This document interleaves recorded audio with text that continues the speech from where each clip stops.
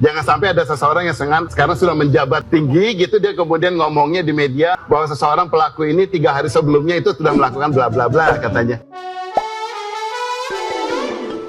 Hola netizen yang tercinta, masih di kasus Jessica ya teman-teman sekalian. Kita up terus, kita kawal terus kasus ini, jangan sampai ada pengalian isu untuk menutupi kasus ini ya. Dengan kembali ramainya kasus Jessica dengan segala kejanggalannya, publik kini meragukan kalau Jessica adalah pelakunya. Seorang ahli digital forensik yang bernama Abimanyu mengungkapkan salah satu kejanggalan di kasus Jessica ini yang berkaitan dengan CCTV. Menurut Abimanyu, CCTV itu jelas direkayasa. Abimanyu juga berharap kasus ini bisa dibuka kembali. Nah, baru-baru ini dalam salah satu stasiun TV, Abimanyu menyindir seseorang yang berpendapat kalau Jessica itu 3 hari sebelumnya pernah mengunjungi Cafe Olivier. Netizen yang terhormat pun tidak asing dengan seseorang yang mengatakan itu, yang tidak lain dan tidak bukan ialah Prof Edi. Abimanyu membantah kalau Jessica pernah berkunjung ke Cafe Olivier 3 hari sebelum kejadian karena tidak ada bukti dari CCTV. Dan ternyata Prof Edi juga sudah mengklarifikasi kalau dia salah dalam melihat tanggal dalam CCTV tersebut.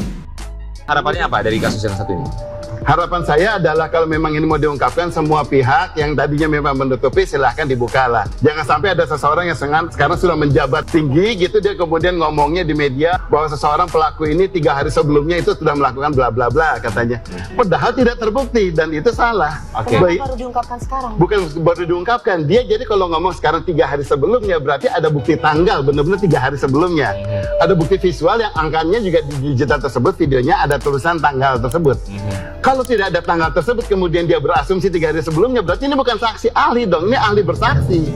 Kalau saksi ahli itu melihat secara visual dan kemudian ini kejadiannya di sini, kejadian ini, buktinya di sini, berita acaranya seperti ini dan saya mengungkapkan. Tetapi kalau tidak ada gelar perkara, perkaranya tidak pernah menceritakan 3 hari sebelumnya pernah kejadian apa, kok dia sendiri bisa mengasumsikan kemudian malah ngomong di media, di forum luas bahwa hal ini ada terjadi 3 hari sebelumnya gitu.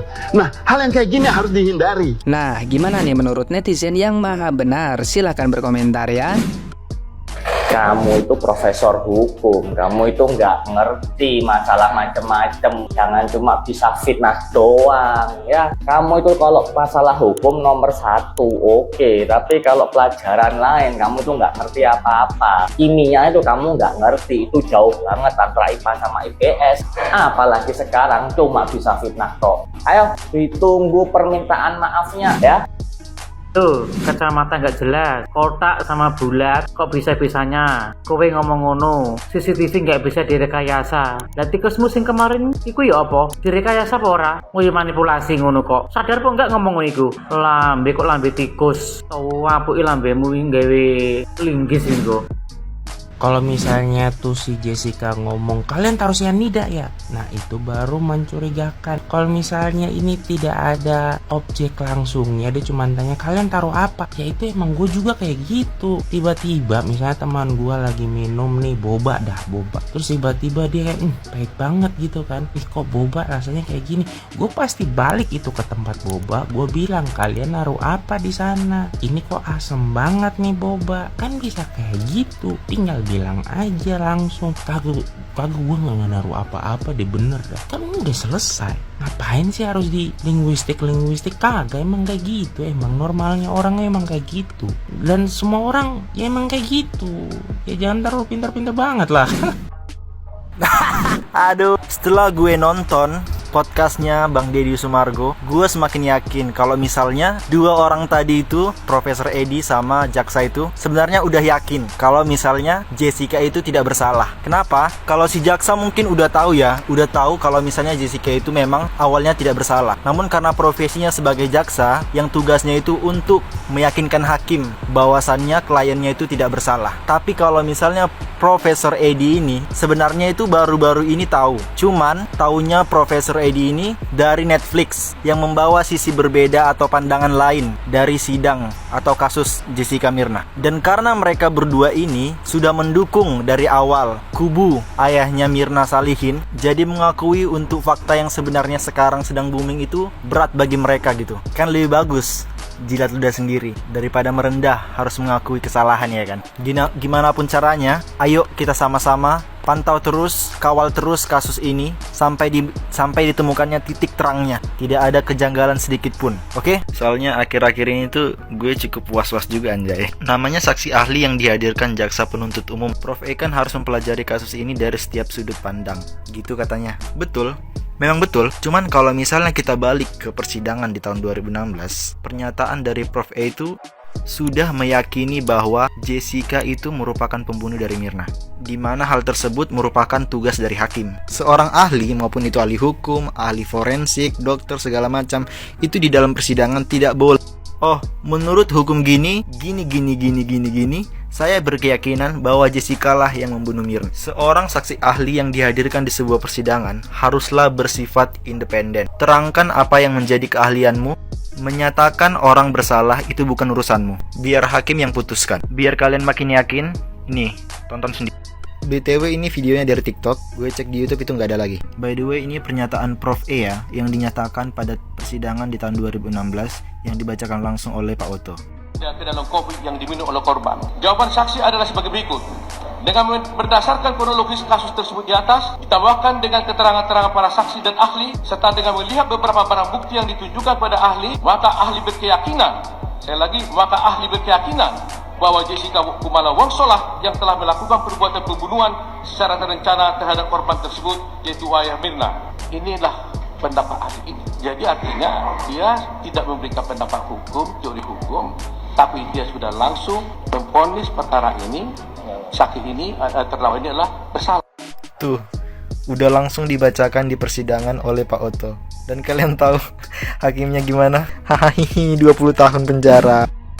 Guys, sebenarnya aku tuh masih heran banget kenapa CCTV di Cafe Olivier itu nggak bisa menunjukkan kalau Jessica itu benar-benar memasukkan sesuatu di gelasnya si Mirna. Karena kalau memang si Jessica adalah pelakunya, harusnya di CCTV itu bisa kelihatan dan bisa menunjukkan bukti kalau si Jessica itu benar-benar memasukkan sesuatu ke dalam gelasnya Mirna. Nah, ini aku mau cerita sesuatu yang aku alamin pada saat itu. Aku pernah kehilangan sesuatu di sebuah klub gitu, dan aku bisa minta CCTV di semua sudut aku tuh kehilangannya di mana dan siapa yang ngambil. Ini ya guys, ini sebenarnya kejadian udah 1 tahun yang lalu. Dulu tuh semua filenya ada, tapi aku cari-cari udah nggak ketemu karena emang udah lama, tapi aku masih nemuin chatnya nih sama temen aku. Jadi gini ya, terus gimana ya, intinya itu CCTV. Sorry, kemarin gue penasaran banget kok uang gue bisa nggak ada karena gue nggak mabok. Nggak mungkin gue lupa taruh uang gitu. Ya nggak apa-apa kak, jadi aku yang ambil, kata dia. Iya, di CCTV itu jelas banget, dengerin suaranya dari orang CCTV. Terus untuk dapat CCTV kemarin juga harus bikin laporan polisi dulu dan lain-lain. Jadi kita baru dapat hasilnya itu kemarin. Nah, ini adalah chatting aku sama salah satu temen yang ternyata dia yang ngambil uang aku. Nah, di sini yang mau aku ceritakan adalah, jadi pada waktu itu aku itu kehilangan uang sebenarnya, tapi aku tuh nggak tahu siapa yang ngambil, benar-benar aku nggak tahu. Yang jelas ya, uang itu ada di tas. Disclaimer dulu, aku nggak mau menyebutkan siapa orangnya, dan ini kasusnya udah selesai ya. Aku udah tutup laporan dan kasusnya udah selesai dan orangnya pun udah bertanggung jawab yang ngambil itu. Aku cuma mau ceritain kronologis aku kehilangan uang itu. Nah, sebenarnya aku sadar kalau uang aku hilang itu setelah aku di taksi di perjalanan pulang. Pas aku mau ambil uang, kok uang aku itu nggak ada gitu loh di tas. Sedangkan uangnya itu jumlahnya banyak gitu loh. Uangnya jumlahnya banyak dan tebel gitu. Kok tiba-tiba nggak ada? Aku heran gitu loh. Sedangkan aku itu nggak mabok dan aku tuh inget banget uang itu ada di tas. Jadi ceritanya aku bayar bill tadinya mau pakai uang cash tapi nggak jadi. Jadinya aku pakai kartu bayarnya gitu. Nah, jadi uangnya itu aku masukin lagi ke dalam tas aku. Nah, pas di perjalanan pulang, pas aku mau bayar taksi, mau kasih tips ke orang taksi, kok tiba-tiba uang aku nggak ada, sedangkan uang itu cukup tebel gitu loh. Jadi aku heran banget, ini yang ngambil siapa dan hilangnya di mana, sedangkan aku itu ingatnya udah di taksi, berarti hilangnya pasti di tempat yang aku pergi tadi. Nah, aku pergi itu di salah satu Holy Wings yang ada di Jakarta. Nah, setelah aku sadar aku kehilangan, jadi aku langsung telepon ke orang Holy Wings-nya, aku ceritain tadi aku kehilangan uang gini, gimana ya caranya biar aku bisa gitu. Karena itu posisinya udah tutup, Holy Wings-nya udah tutup, jadi aku tuh udah nggak bisa kesana dan aku tuh mau langsung lihat CCTV, nggak boleh. Jadi pegawainya menyarankan aku untuk buat laporan dulu ke polisi supaya aku itu bisa lihat CCTV di kantor Holy Wings-nya. Kebesokan harinya aku tuh langsung bikin laporan karena aku tuh penasaran banget itu uang aku tuh hilang, siapa yang ambil gitu kan. Sebenarnya yang aku curigai banyak gitu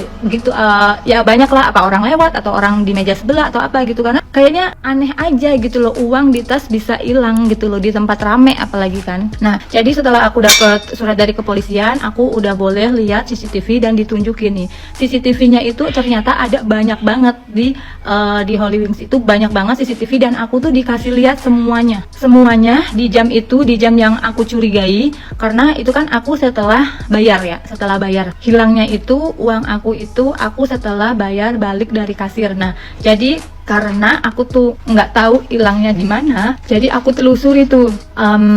Oh ya gini dulu, tadinya aku ada ngitung uang itu di table aku, karena aku memang mau bayarnya pakai cash, jadi kita ngitung uang dulu gitu kan. Nah, karena uangnya itu kurang, karena uang cashnya itu kurang, jadi oh ya udahlah pakai kartu aja bayarnya. Jadi nggak jadi nih uang cashnya, aku tata lagi, aku masukin ke tas lagi gitu. Nah, setelah itu aku ke kasir, jadi semuanya tuh ada gitu loh CCTV-nya, dari sudut sana, dari depan, dari aku ke kasir, dari abis ke kasir aku ke toilet, sampai balik lagi ke kasir, balik lagi ke meja aku tadi gitu. Itu tuh semuanya tuh ada runtutan di CCTV-nya tuh, semuanya terlihat jelas. Apalagi itu malam ya, itu malam dan di tempat gelap, itu pun jelas banget siapa yang ngambil. Jadi dari CCTV itu aku tuh tahu ternyata oh yang ngambil ternyata si itu gitu. Nah, makanya ada chattingan aku tadi gitu, karena aku udah yakin banget siapa yang ngambil, jadi aku chat ke orangnya, ini dari CCTV kamu yang ngambil, aku bilang gitu. Oh ya, tapi sebenarnya aku berdebat dulu nih sama orang CCTV, karena kita tuh sama-sama sambil ini kan, sambil berdiskusi beneran nggak sih itu dia tuh ngambil gitu loh, karena gerakan dia tuh posisinya sebentar gini. Jadi gini guys posisinya, jadi waktu itu ini tas aku, ini aku di sini, ini tas aku, ini dia ya gitu. Jadi gini, jadi dia tuh ngambil dari tas aku, langsung dimasukin ke kantong roknya dia gitu.